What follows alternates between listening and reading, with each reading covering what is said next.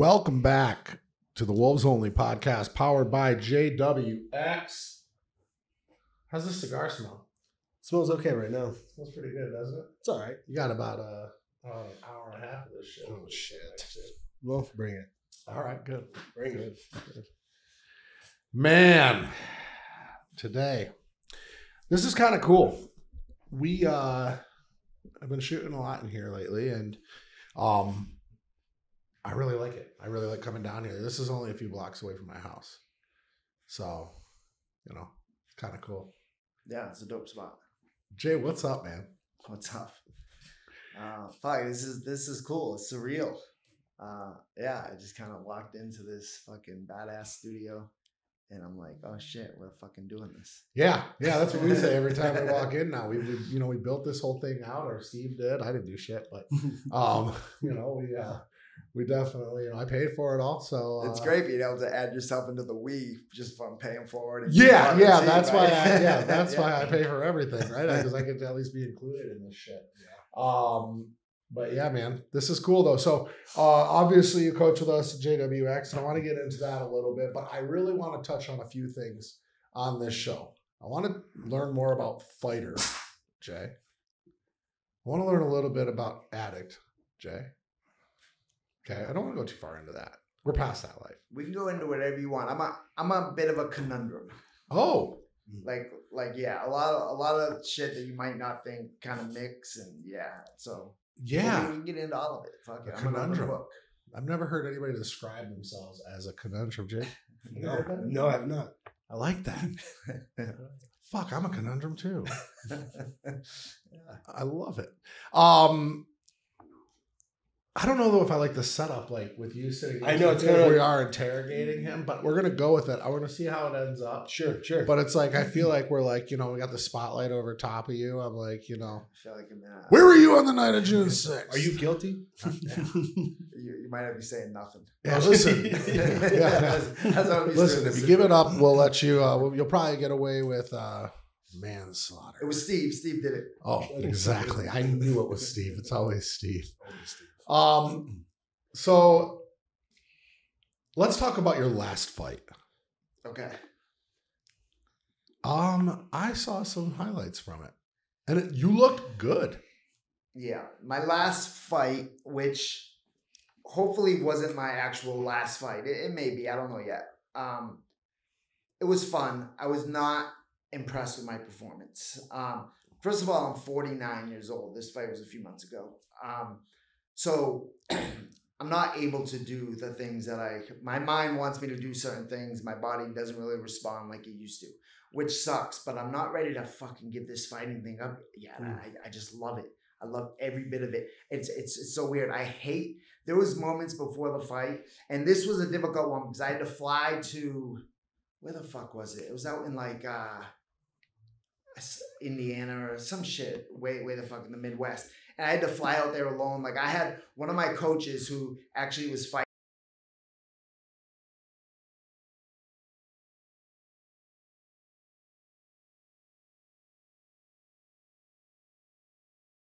I was out there in the middle of fucking nowhere by myself, cutting weight, like doing everything by myself. And that's already getting into the cage against someone else that wants to fucking kill you is already a bit of a mental fuck. Yeah. Having to do it without really your coach or your teammates there is a struggle. So I'm like, fuck, I'm dealing with this shit. I know I'm getting old. I'm fighting this young up-and-comer. I think like how old was he? I think he was like 24 years old. 24. Yeah. So almost half your age. Yeah, literally half my age. I guess, he was. And so there were moments before the fight where I was like, and these always happen before a fight. I'm like, why the fuck do I do this? This is stupid. This fucking sucks. Right? And then whenever I look back on it and in the moment of the fight, it's like, I fucking love this shit. I love every bit of the part that sucked, that I thought sucked, was like the best part of all. It's like, I fucking overcame that fucking, just that emotion that wanted me to quit and break, and I fucking went through with it. And that feeling keeps me wanting to keep fucking doing it. That's the fighter's mentality mixed in with a champion mentality too, right? Absolutely. Now, I think every fighter should have that kind of mentality, right? But they don't always. Like, there's been fights of mine in the past where it's like, this motherfucker, like even the commentators are like, there's been fights where I've dominated and won 2. But there have been fights where it's like, this guy needs to, this might be over. The corner should stop it. Maybe the ref should stop it. And then they're like, what the fuck? This dude is not stopping. How the fuck? You know what I mean? Like, I don't have that quit. I like certain people, even fighters, like certain people, most people in the world will quit at some point. Right. Even most fighters at some point will quit. And then there's the other ones that just don't. And I like to think I'm one that will not ever fucking stop in there. But at this last fight in particular, in the 3rd round, I was tired, of course. This kid wasn't backing down. I definitely wasn't backing down. But there was a moment where I was like, I'm not sure how this one's gonna go. I'm gonna fight it out till the end. But I didn't have that keep going forward, push harder, break him the whole fight. I started to step off the gas a little bit.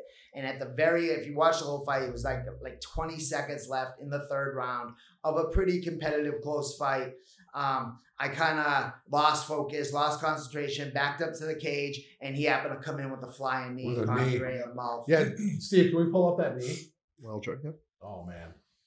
So is it true, like they say, like obviously leading up, I hear this all the time because I'm a big MMA fan. I watch a lot of UFC. But they say the hardest part is your camp and getting ready for that fight. Once you get into that fight mode and the cage closes, that's the easy part for most fighters. Is that true on your behalf? For me, absolutely. So I hate to answer any questions in general on MMA because I believe even at the elite level of fighters, everybody approaches that. Like there's fighters like Chuck Liddell, like they called him the Iceman because he was just like cold as ice, had no emotions, didn't get nervous, loved it. I don't know if it was true or not, but like I'm fucking scared getting in there still. And I like to think I'm one of the baddest motherfuckers when you get in that cage. Win or lose, if you're younger or older, faster or stronger, I ain't fucking quitting and I'm fucking going and I'm loving every moment. Yet, before every fight, my fucking emotions is trying to get the best of me and I'm fucking battling them back.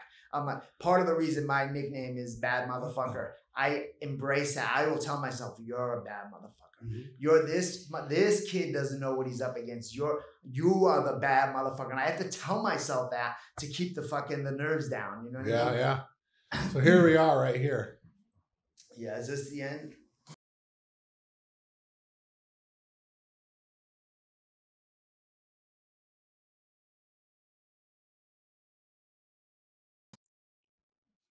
Yes, from here. So I think it happens. Well, you're pretty beat up though, huh? I mean, you go to there's a few fights where I'm a lot more beat up. I cut real easy. I got a lot of scar tissue because I've been in a lot of fights. So here I'm normally I'm a little more fucking put the pressure on, end of the fight. I still want to break this motherfucker. Here I don't know if I'm getting a little old, but I'm a little lackadaisical here. I feel like I should have been a little more on the gas. And right here I lose focus for a second. That fucking comes in. And the ref stops it. I get right up. I wasn't out cold, but it was legit a stoppage. Damn. Yeah, bouncing off the, but when it seemed like you kind of lost your footing a little bit too, where where like you just I hit the cage. I kind of took a second, like and then he happened to cut. Like my hands were up, but he happened to come in with a knee right up the middle, and it just slipped my guard and caught me. I remember when my teeth were broken back in. They're still a little bit loose. I was able to start eating like apples again like 2 months later, which was nice, but I never went to the dentist. I'm probably gonna have to get some eventually the implants, because they will pop out. This one right here is dead. This one we're gonna have to do a bridge or an implant, and even though my teeth are all brand new, we're just gonna wait for this one to time out and die off, because I got pieced up by a kid on the beach at a beach brawl years ago. Oh my god, years ago!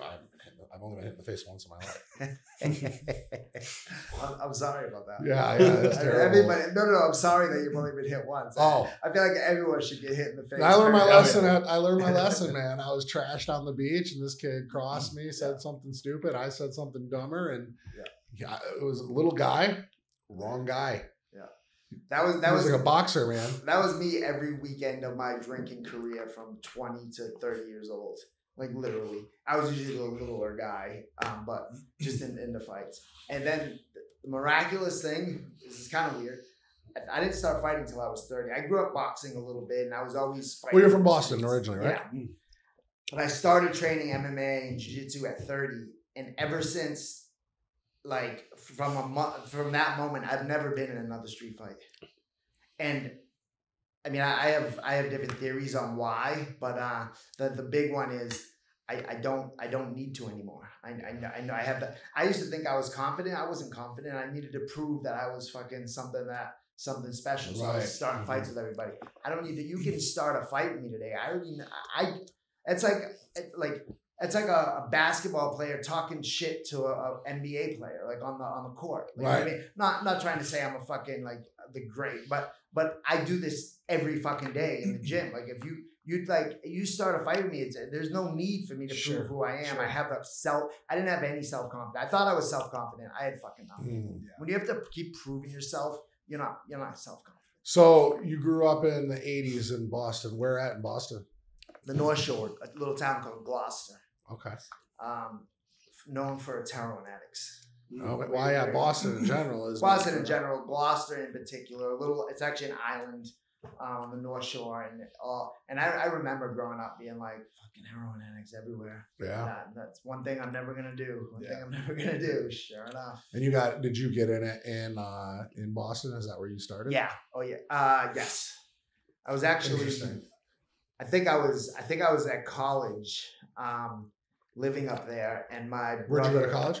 I was at UNH.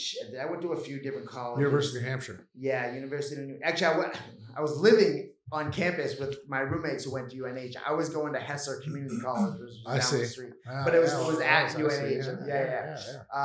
My brother and his friends came up from Gloucester to visit, and they brought some heroin. And that was when I first started doing it. Really? A month later, dropped out of school and was getting fucking high. I'd hear about people doing heroin in college, and maybe one or two people, but like I went to college, a lot of cocaine. Yeah, definitely. Not. My roommate too, who was like a fucking got all great grades. He was from New Bedford, which is also a town known for heroin addicts. But he was like, "Oh, your brother can get heroin. Let's do it. Make sure he brings needles." And I was like, whoa. Like, on the East Coast, it's powder, not tar. So you just snort it, right? Everyone starts out snorting heroin. Right. This kid was like, make sure he brings needles. I'm like, what the fuck, dude? Relax. We're going to snort it.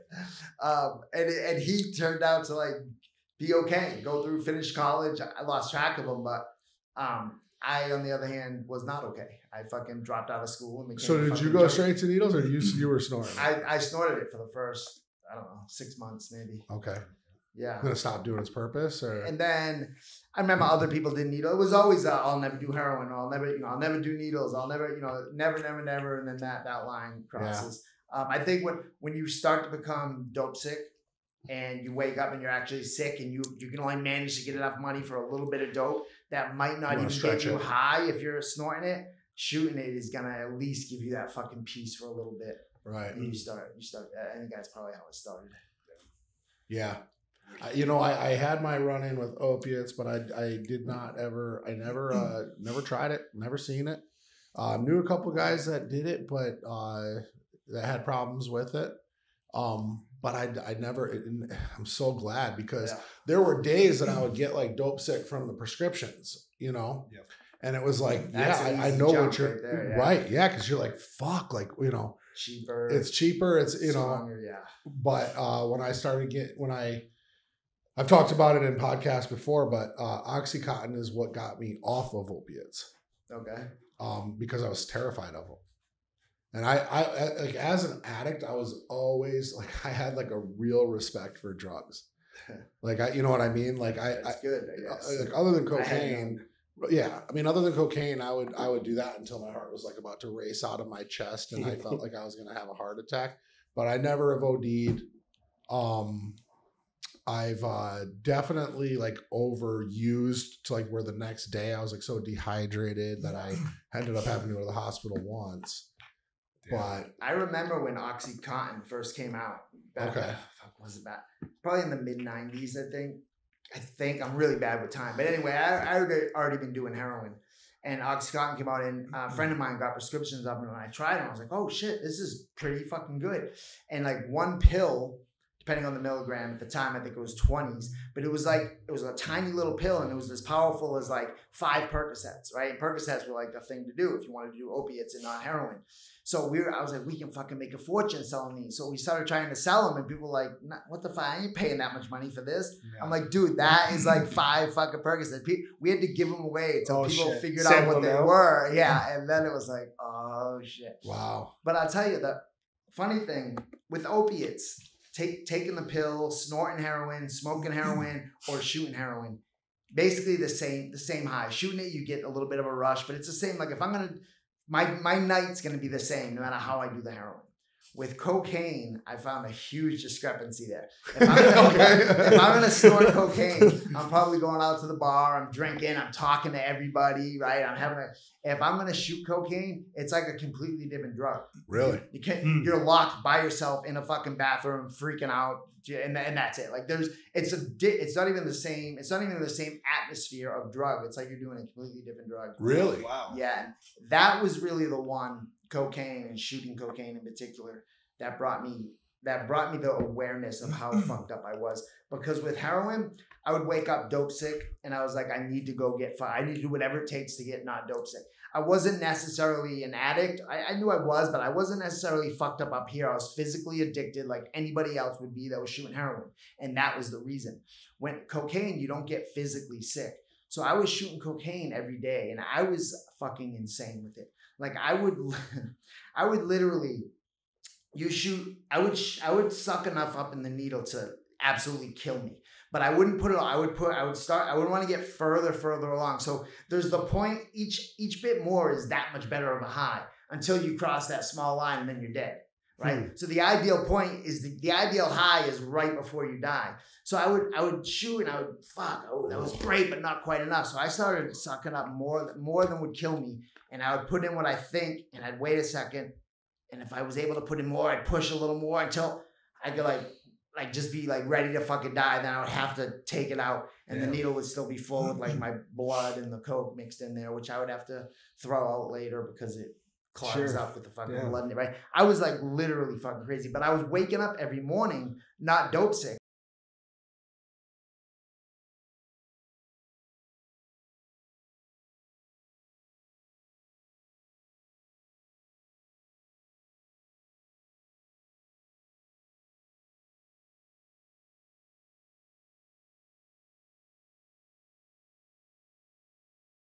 This point with the cocaine was at the end of my using about 12 years ago. I was living in Vegas. I was still training and maybe teaching some jiu-jitsu classes, I think. And but I think I kind of disappeared for like a month. I was locked in my bathroom for a month shooting coke, literally. And then I managed to get out here to rehab. Got my shit together. But yeah. And that was 12 years ago. Yeah. And then I stayed sober for about a year, had a short relapse, and then got sober again. What'd you relapse on? I ended up at heroin.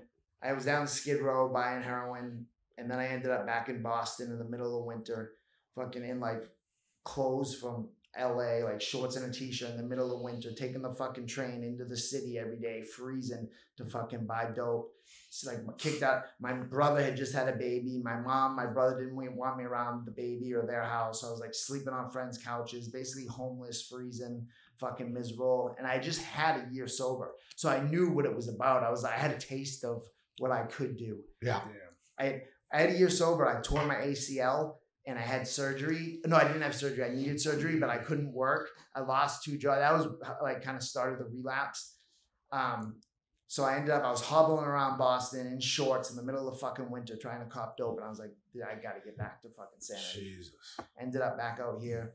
Went to rehab. When the day I got out of rehab, got my knee fixed, which sucked because I was couldn't take any painkillers, which I've had other surgeries. I just don't take painkillers, but I couldn't do anything. I was like literally stuck in my house. Yeah, it's dangerous for an addict. Huh? Yeah, especially me. Even today I'm impatient, but I was crazy back then. My sponsor goes, Jay, this is exactly what you need.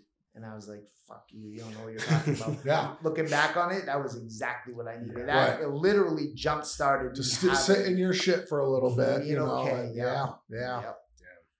Yeah, if you can get through that as an addict, that's really tough.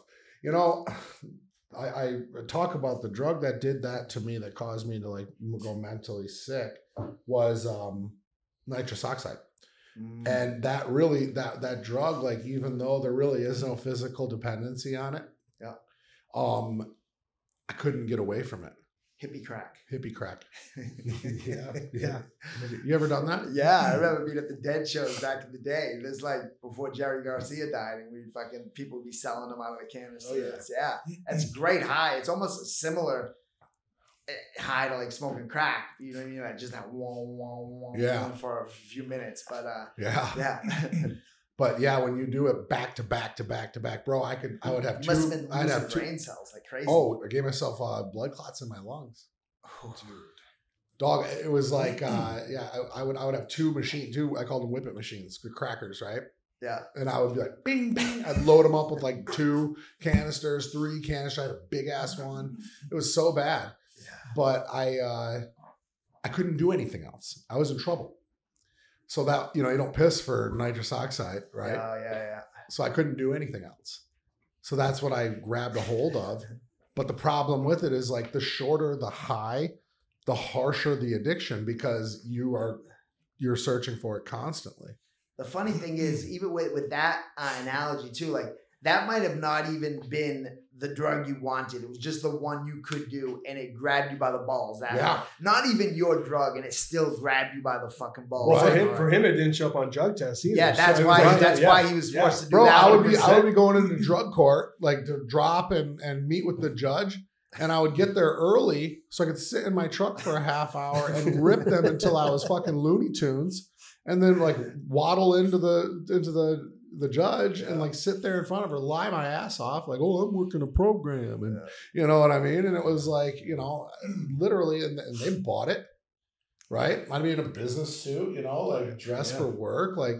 I was a successful dude. I ran a company. Like, was this before your alcoholism had taken off, or during? No, that was way after. I hadn't drank in almost a year by then. And prior to that, with drinking, you had been like woke up with the DTs and like, or it needed to drink because physically. Yeah, it wasn't that bad though. But there was a physical addiction. Yeah, oh yeah. Okay. But I never it never went over a week.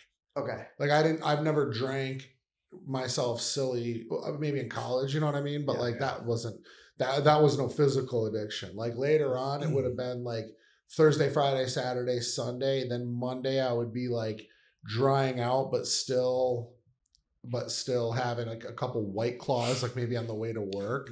You know what I mean? To kind of help with that. I never really got shaky.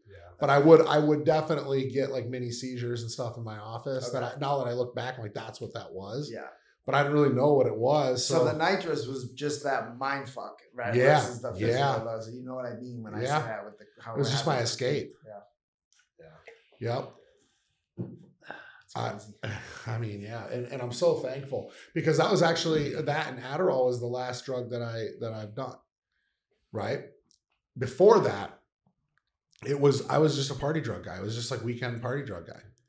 And even before way before COVID, I was, Molly Coke. That was really it. I smoked a lot of weed, but Molly Coke, nothing else really. I mean, and then I started to learn about ketamine, and I started to learn about mushrooms and acid and stuff like that. But none of that ever really got out of control. Yeah. I've never bought ketamine. I've never bought acid. I'll tell you guys a funny story about one of the times I took too much acid and I didn't realize it. Because, the famous story of like, you take something and you don't feel it right away. So you take the next one, right? I got a funny story like this too. Yeah. So I met a buddy at a pool hall that was there all the time. I didn't hang out in pool halls. But he was like, yo, I got some acid. You want some? He's like, hey, so he gives me 2 tabs. He's like, listen, don't take them together. Take them separate. He's like, but, just enjoy it. And I'm like, okay, cool. So, the girl I was with at the time, we, went back and she didn't know I had them. So she had an early morning. I had the day off the next day. And maybe I didn't have the day off the next day. I was still tripping at work the next day. Either way, so she goes to bed though, and I go to park my truck in my parking garage. I lived out in a city at the time, And I had these in my pocket. So I took one and sat in my truck for a minute, parked it, and then went up the elevator. She had already gotten in bed. So I was standing in the kitchen and I was like, man, I'm not really feeling anything. So I take the other one. This is the first time you've ever taken acid? Third time. Okay. Third time. But every other time was like in a controlled situation with like other people doing it, right? Yeah. So so I take the other one. Okay. So I remember like, that moment when like you're looking at your hands, right? And it always starts right there, right? So I'm looking at my hands, my fingers are growing really long and stuff. And then I start to freak the fuck out. Okay. So meanwhile, she's sleeping. Okay. So I keep going to the peephole and I'm like looking at the peephole, right? Like something's out there, And then I remember going back to the peephole and I looked out there and there's like 10,000 fucking people out there, like a whole army of people all the way down the hall. And I'm like, fuck, I got to feed these motherfuckers. I got to feed them. So I go into the kitchen. I start whipping up fucking pancakes. And I am like fucking Emerald Garcia or whatever. Is that his name? Sure. But Lagasse. right? Huh? Lagasse. Whatever. Emerald, yeah. I'm Emerald Chef. I am Bam. like, I got the butter and like I have fucking batter going everywhere, like batter up on the, like I am like, it's everywhere, all over the kitchen, all over the house, like just completely destroying everything. And in my head, I'm like, oh my God, my girl's going to be pissed. But I'm like, I got to feed all these guys. So I'm like, I'm piling up beautiful pancakes, like beautiful. Like I have the skillet out going and like literally making Were you really doing this? a masterpiece. A masterpiece. I was really doing it. Okay. In my head. No, that's what you're saying. Physically had pancakes? Did you physically have a pot? Or At the time, yes. At the time, yes. Okay, yeah. So I remember, so I go to bed, right, tripping balls, and then the next morning I wake up and I'm talking to the woman I was with at the time. I'm like, "You're gonna fucking hate me." I'm like, "That kitchen is fucking destroyed. I took acid last night." And she's like, "What the fuck were you thinking? And why didn't you include me?" And you know what I mean, and whatever.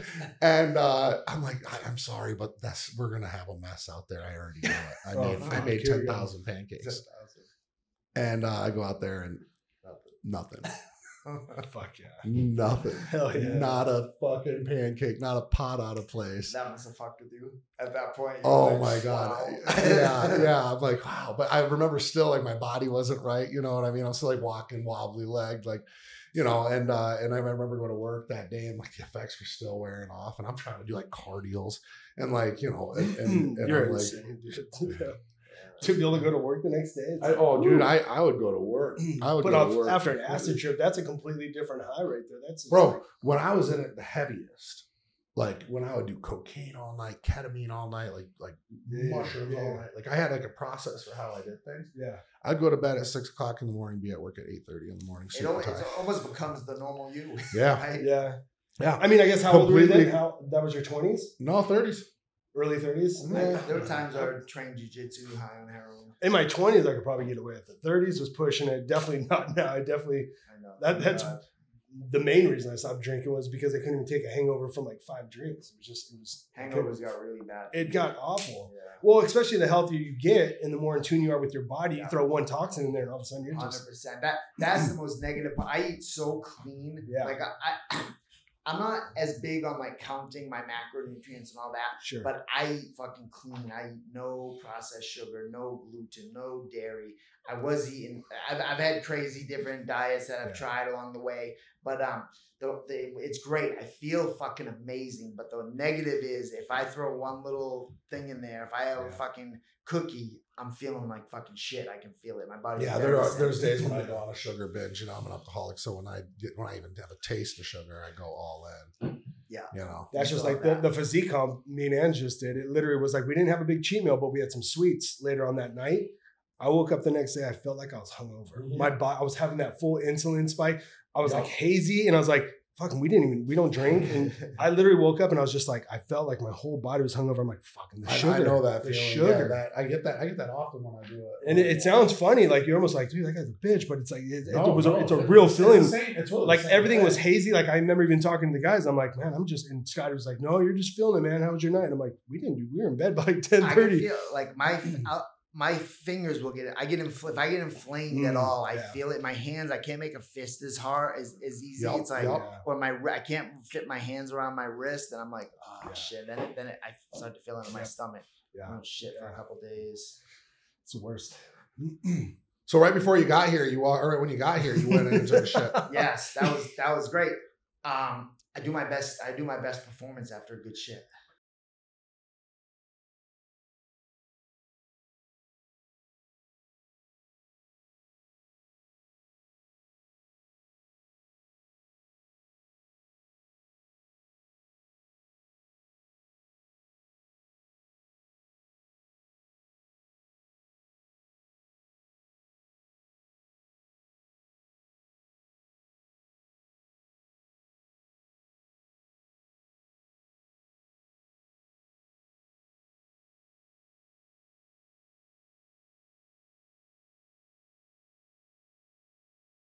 To go. I was feeling good for the fight. I get into, so they kind of load you up into the runway, and you wait in there. You might be waiting there for fucking 10 minutes. You might be waiting there for 30 seconds, depending on if the fight before you ends or not. Right. Yeah. So I'm sitting there waiting. I'm like, fuck, coach, I gotta take a shit. And he's like, Jesus, now you tell me? I got my gloves on, wrapped up. Yeah. I'm like, I got to shit. He's like, all right. So he calls the guy. He's like, hey, we need a few minutes. He's got to go shit. The guy goes, too late. Boom, my music starts playing. I was like, oh, fuck.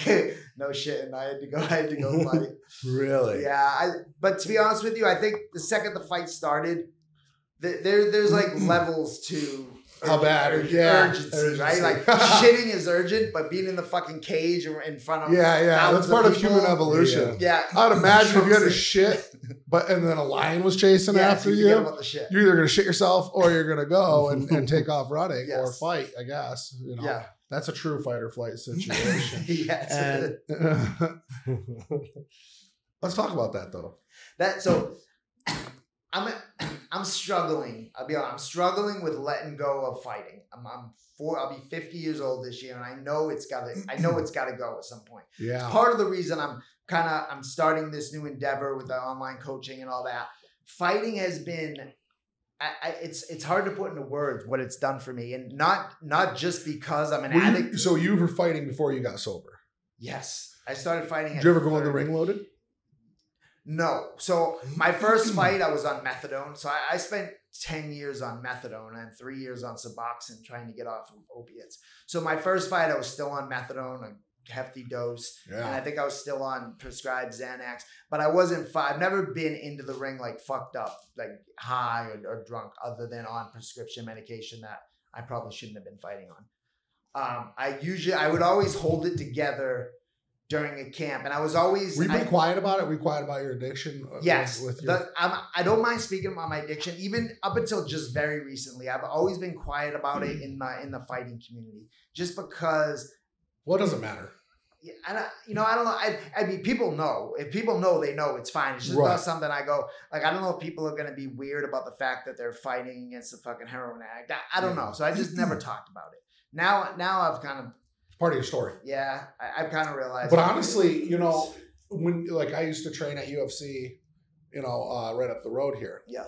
And the amount of guys training and fighting that are in recovery is insane. I've been so surprised by the people that have reached out to me in the fight community, needing help for somebody or just going through something. Right. Yeah. Young kid recently just fought a few weeks ago. Hit me up about a month before his fight. Told me he was struggling. I was like, what can I do to help you? You know what I mean? I know exactly where you're at. And that's what you do now anyways. You work in... I work in treatment. I've been working in treatment for 10 years since I was 6 months sober.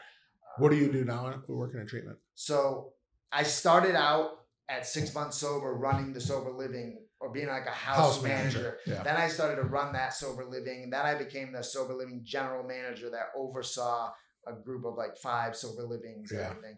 And then I couldn't do the house manager job, man. I loved it. You did. I loved it. So I'm kind of a loner anyway. So I liked kind of having a force on a community. And it was kind of at work, I'm a different person. I know I'm kind of the leader and I got to step up and help people out. In my real life, I'm hesitant to do that. I'm just kind of like to be in the mix. So this was kind of great. It kind of got me more comfortable kind of being in the role I like to be in, which is leading. Like when I first lived in that sober living, before I was even the house manager, I cleaned all my dishes. Nobody left shit in the sink because I'd call them out on it and they knew and everybody was respectful. Yeah. So my sober living was fucking spotless. It was great. We did good shit and I loved being able to like mentor kind of the guys that were there. It was phenomenal. So I've been through the whole gamut. I went to, I worked in admissions. I've ran groups. I've done different individual things. And then the IOP closed down and there was a detox residential that needed a program director. So they hired me. Oh. So I took a big step up and I'd never even worked in detox residential as like a tech. The tech is like the entry level job. I'd never even done that stuff, but I was good at running shit, like kind of like, multitasking and dealing with people and telling people how to do this and where we need this. And I'm not the kind of person that just tells someone to do something. I'm like, let's go, we're doing this, and I do it with them, and people see that and they're like, fuck yeah, I'll do it. They'll step up. Actual leading. Yeah. So I was always good at that. And then I went on to another. They opened a new facility, moved me over there.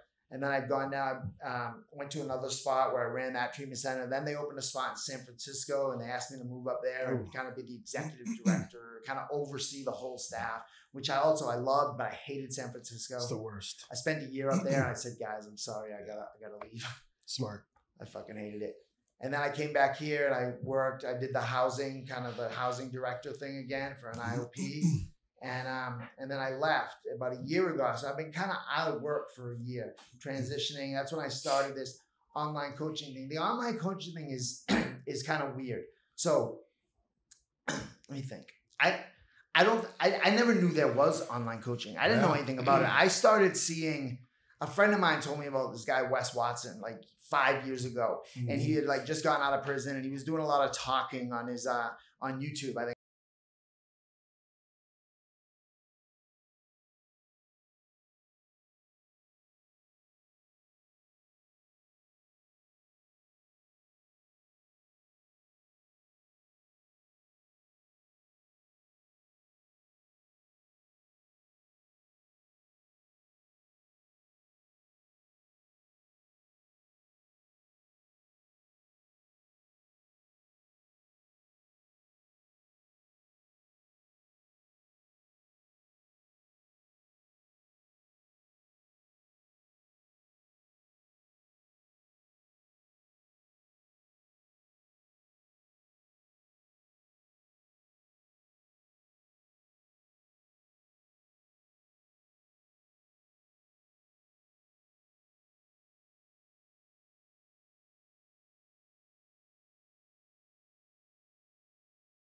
Fulfilling to me as a lifestyle. Well, that's because you have to be able to provide more.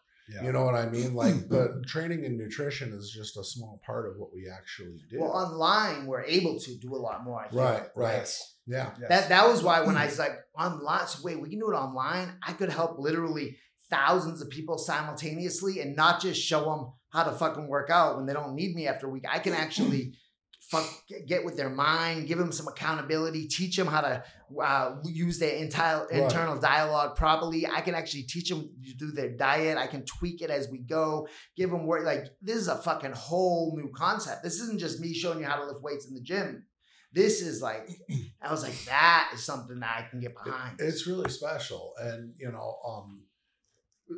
there's a lot of people that do it well, and then there's a lot of people that give it a bad name. And,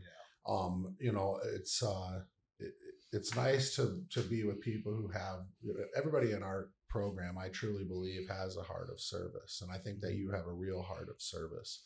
And I mean, obviously you live, your career is of service, right? So, and anybody, and I talked about this a lot last night, but like, I have a special place in my heart being in recovery, being an addict. I lived in a sober living house, right?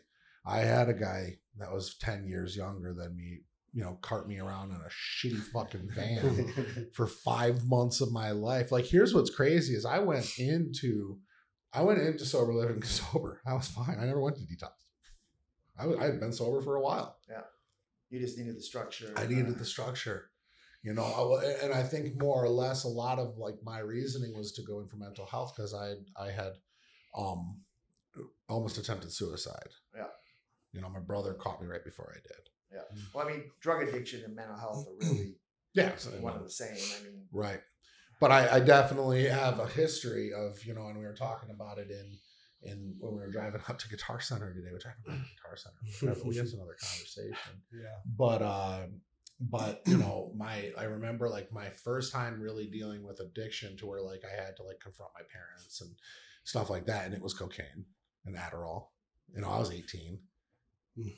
You know, and then I got clean, but I kept drinking. You know, because that was acceptable. Yeah.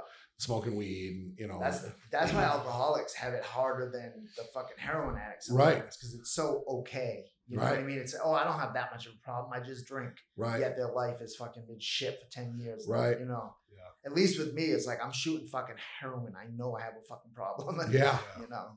Yeah. But Jay, you mentioned something about, you know, talking to you as a coach and kind of finding your way. You've never been open about your addiction. Was there a certain reason why you haven't come out and on coaching and like with your coaching business and coming out saying that you were an addict and what you struggled with in your past? Is there a reason that stopped you?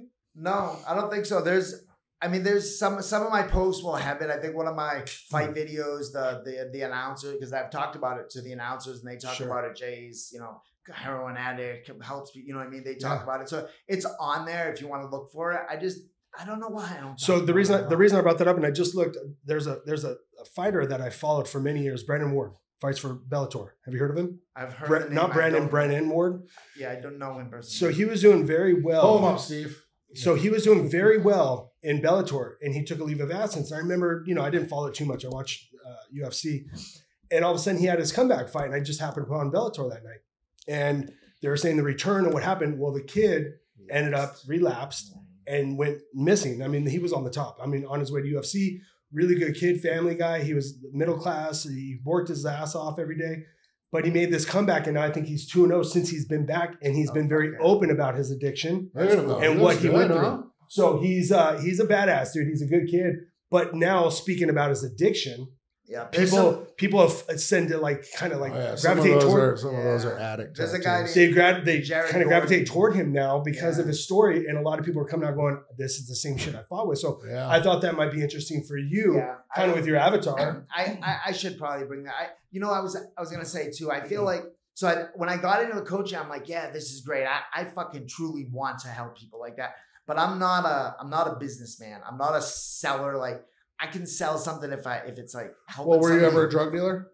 Yes. But were you a shitty drug dealer? No, but people came fucking flocking to me in drones to get my drugs. I wasn't out there selling them. You know what I mean? Yeah. Right. Which is there's a lot of people in the online coaching business that don't know what the fuck they're doing and don't care about people, but they know how to sell shit. They know how to do right. And I'm just learning this. Like I didn't know that. I didn't even know.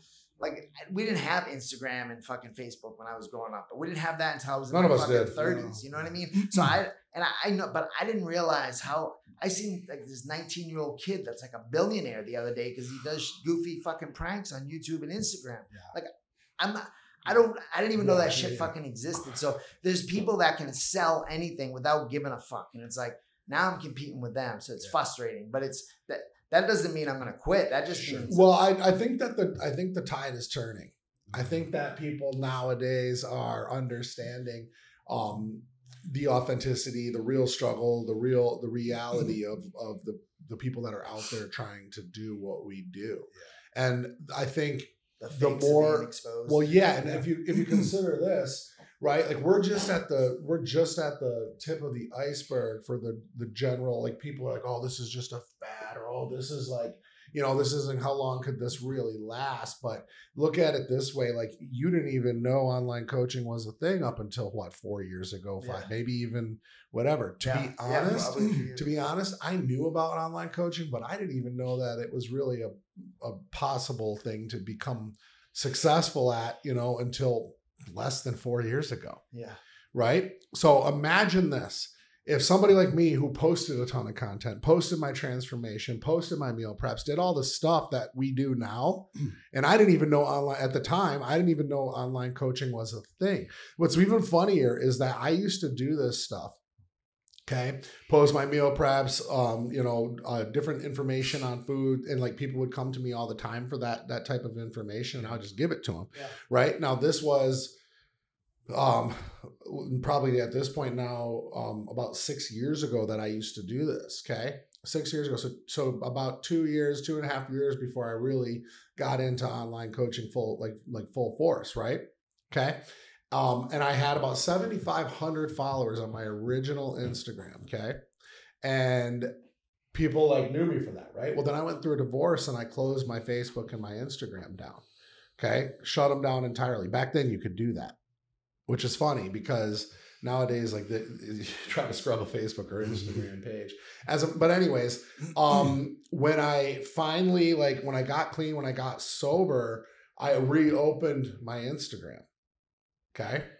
And I jumped up to like 4,500 followers within weeks, and they were all people that followed me back in the day. Wondering what the hell happened. Yeah. Did you talk about it? Right away. Oh, nice. Right away. Yeah, I was very open. I was open about my sobriety. About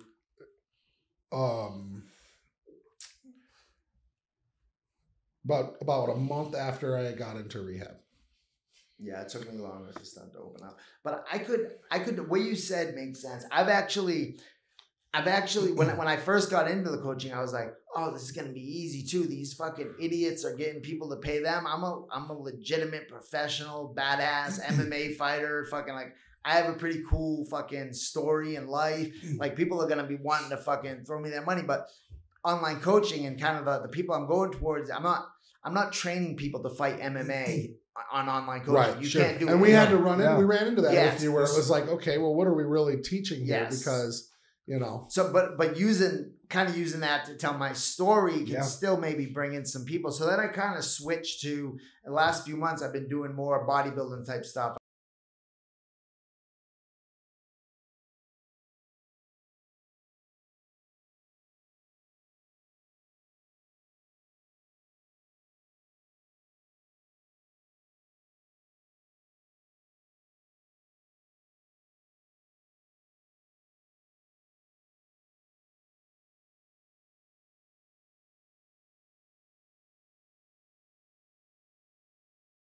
Functional type training. In comparison to me fucking sparring fucking every day and training 3 times a day, right? So for me to kind of the weights aren't hitting you in the face. For me to step back, it's like, man, this is it. Like I need more. So I tell anybody that thinks they're in shape, I'm like, go spar 5 rounds and see how your body feels. You're gonna be completely fucking depleted, man.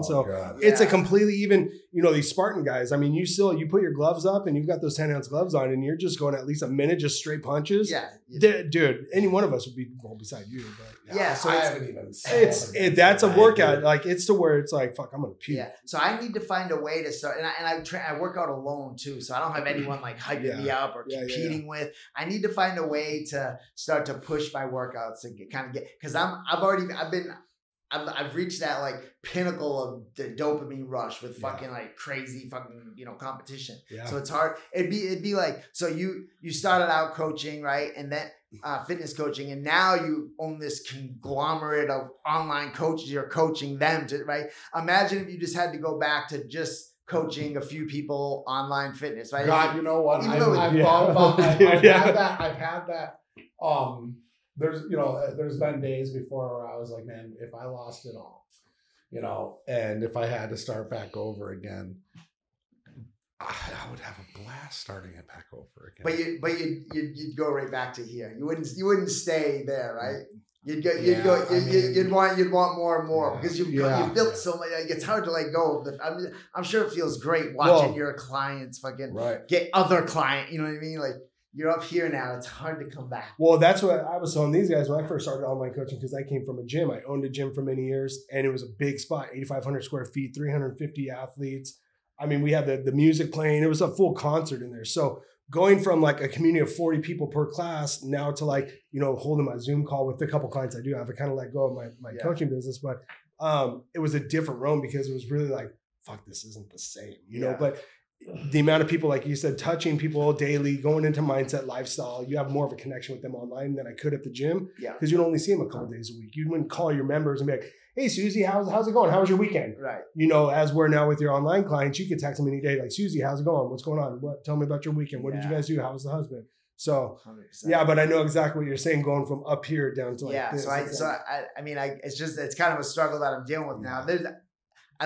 I love struggles. There's always a way to pivot and take a different perspective, have a different perception of the view, and figure out a different way around it. So it always sucks when you're there. It's like, fuck, I'm here. You know what I mean? But it's a great opportunity. Have you ever thought about opening your own physical gym, like a boxing kind of like Gold's meets a boxing? People ask me all the time. I've kind of thought about it. It's not.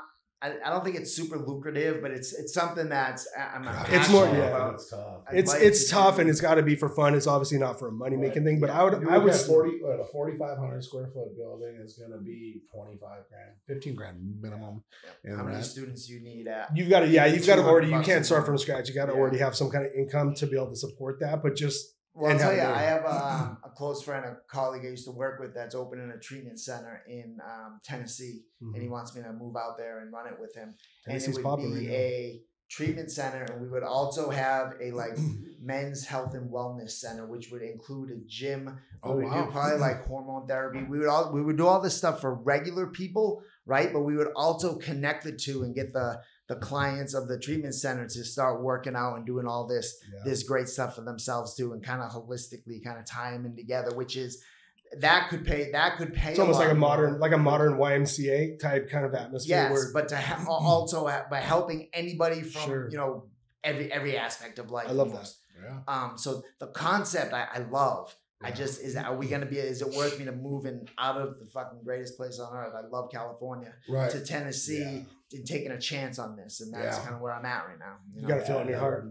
See, the only way I'd do a gym is if it was a multitask. It was, the podcast studio, you've got the gym, you've got the headquarters, we've got like all in one kind of spot, maybe not just a gym. Actually there's one of those in Atlanta, and one of our coaches knows one of the guys that's in bed with them, and they sent me an offer to buy it.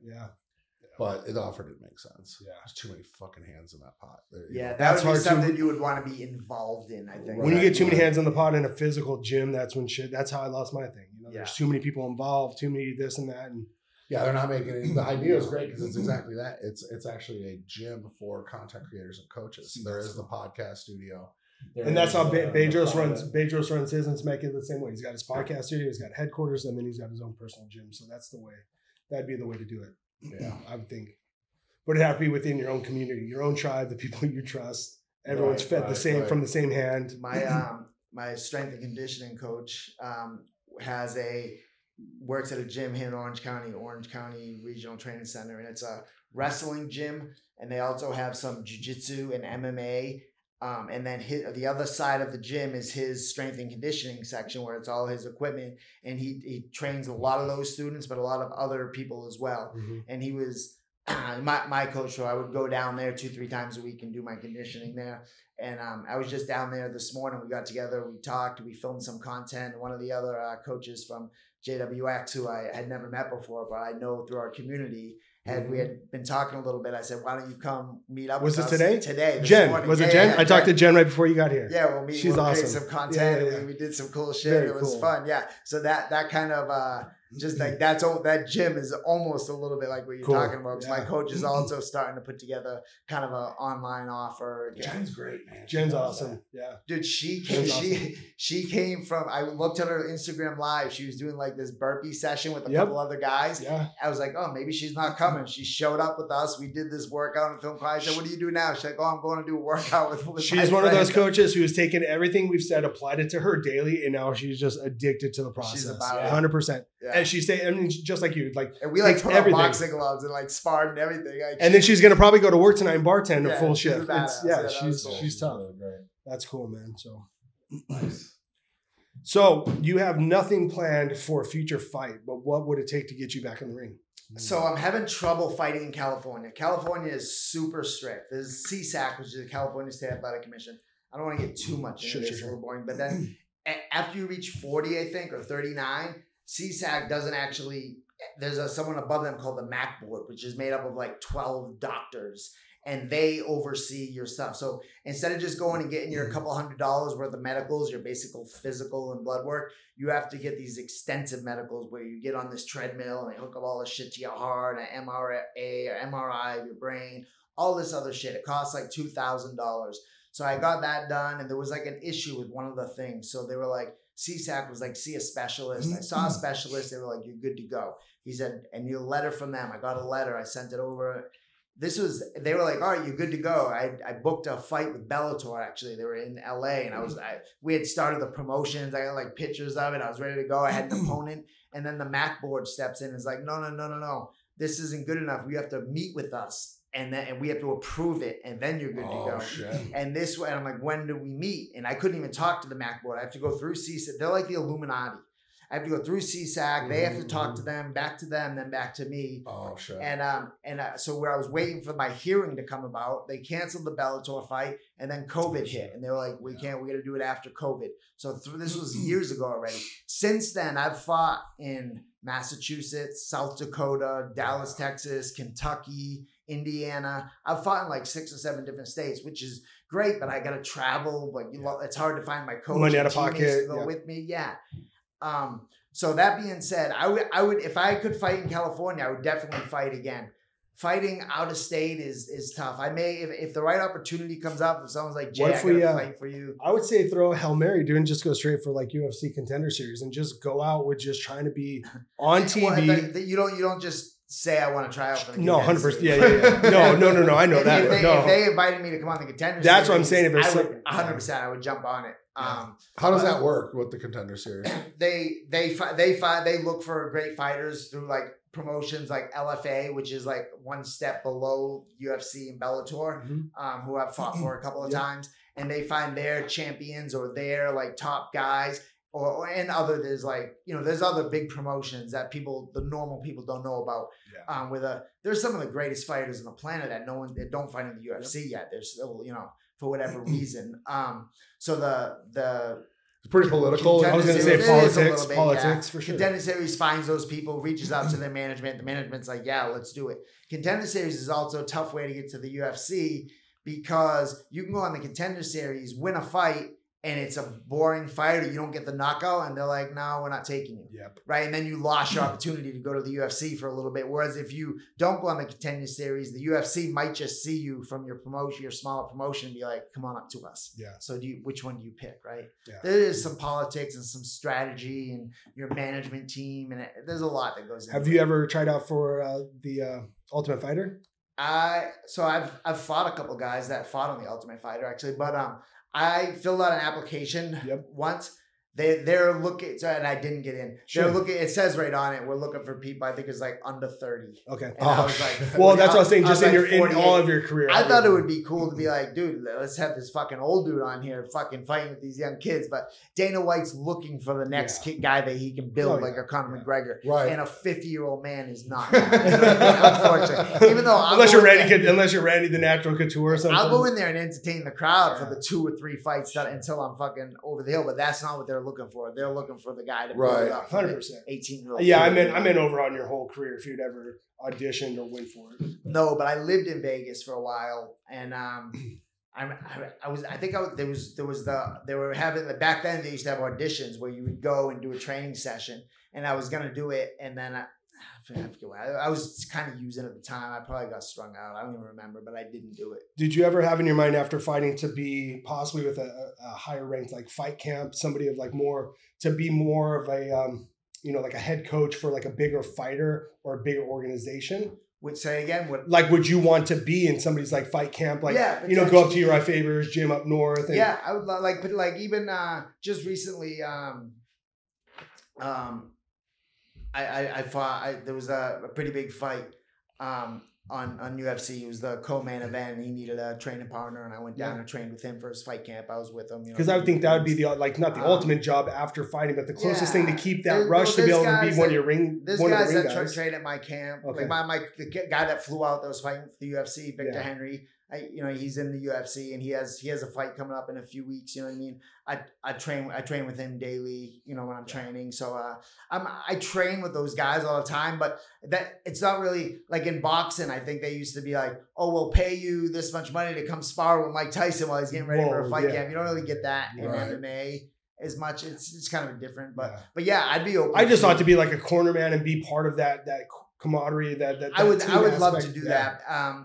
It would almost be like touring your whole life as a musician, and then stop touring, and now you're the guitar tech for a bigger. They usually they have their own gym that they train at, and then they use that coach and those teammates, right? I would have to. That would be great, but I would have to start my own gym from scratch, build guys up, and then I would be part of their team. You know what I mean? Yeah. That's cool. Thing. Yeah. I love everything about fighting. Like I was saying before, it's taught me life. It's taught me how to be a man. It's taught me how to be okay with my feelings and being uncomfortable, and how to use sports and energy, how to expel energy during a fucking all my energy, and then being like, oh shit, I'm fucking great now. You know what I mean? I was a ball of anxiety and now I'm fucking great. Fun fact, if it wasn't for UFC and that type of training, I probably wouldn't be a personal trainer. But my goal in life, I couldn't be a fighter because of my broken neck, but because I love the sport so much, I wanted to be I wanted to condition athletes and train MMA fighters. Okay. So like the Sean Shreks and those guys, that's how I used to train. I did boxing and I did all the circuits at my old boxing gym. I never got in the ring, but I was a wrestler growing up. So if it wasn't for me trying to get into that, but once I got in there, I knew there wasn't money. So I became a personal trainer. And then I owned my own gym, and then I got into, where I am now. We should, I feel like there's other guys in JW Fit. We should get together and do some training. And like the way Brandon trains over at Rise Above, like the tire flips and the hammers. Yeah, that's how I love training. Yeah. Like I love it. So, and I've had neck surgery. I'm not just old. I have an old body. Like I used to ski a lot, and like street skiing and moguls. Like where was your favorite place in New England to ski? Sunday River in Maine. Yeah, in Bethel. Yeah.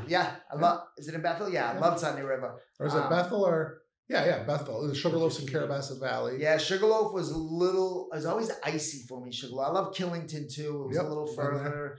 Sunday River was my spot. Yeah, it was like 7 peaks, bro. I have Sunday River tattooed on my wrist. No way. Oh, dude. All right, and there was Sunday River. So when I actually ruptured my disc in my neck, and I think it was in April. It was spring. There was always a mogul competition at Sunday River. Yeah. On white heat. Yes. On white cap. So I was in that mogul competition, really? Right? I'm going down at the end of it. I was going to do a helicopter, right? So I hit the helicopter. As I'm in the air, my binding ripped out of my ski, and my ski went flying. So I used to compete at Sunday River.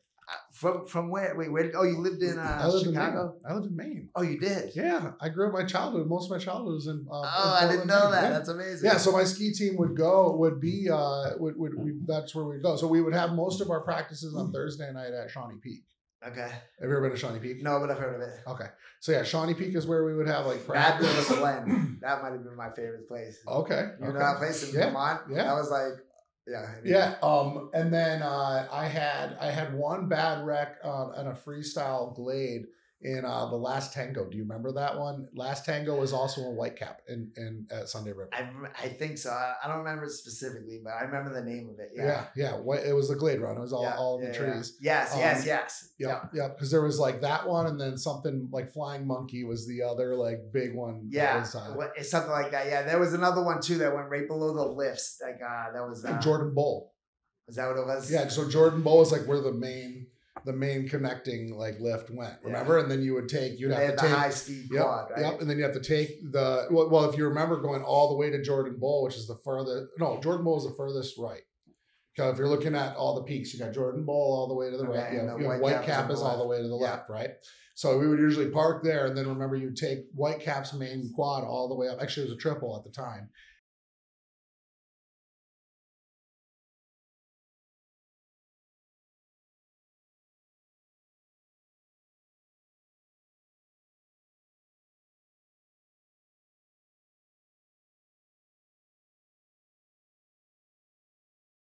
I was always into just try, like I wasn't just skiing. I was looking for fucking the crazy extreme out of bounds, going off cliffs, fucking killing myself. I love beating the shit out of my body. Oh yeah, what it is. That's wild. No, and I used to like Sunday River. I used to be there Friday to Saturday every single weekend. Yeah.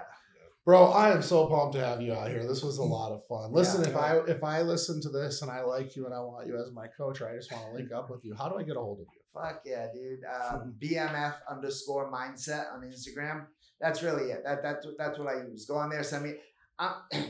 And this comes from working in treatment and being like overseeing 1 million people in treatment. There's always a fucking problem. I literally sleep with my phone next to my ear. If somebody texts me, I answer it. I can multitask. I'll be driving.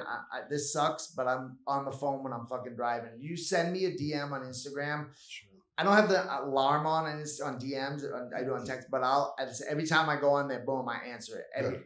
Everybody. That's so right. yeah, reach out. Even if you just wanna, I mean, you obviously but even if anybody listening has a question about anything from fucking something in sobriety to something about fighting, fitness, food, send me a fucking DM. We'll just talk. You don't have to be my client. You can be. You don't have to be, and that's it. I was just gonna say, if somebody wanted to come and spar with you, what gym are you at? Are you still sparring at the same spots? CMMA. Okay. Also, I also teach jiu-jitsu class at Los Angeles Muay Thai in Montebello. CMMA's in Gardena, and then over here, Orange County RTC. Where I haven't been for a little bit, but I was doing my strength and conditioning, and I would do some wrestling and jiu-jitsu there. Perfect. Right on. Yeah, man. Well, this was really great, guys. If you like this, make sure you subscribe, make sure you comment, share, and all that good stuff. We appreciate you coming on. Yeah, I'm fucking glad we finally made it happen. This was a great episode. Thank you so much, guys. Yeah. Awesome. Thank you. All right, guys, that wraps up an episode of the Wolves Only podcast. Listen, if you guys like what you heard, make sure you subscribe, make sure you like and comment, help us get our message out there. If you want to work with our team, go ahead and click the link in the description below. Schedule a call with us. We'd love to get you on. We really appreciate you guys listening. And if you have any other questions, you can reach out to us on all forms of social media. Thank you so much.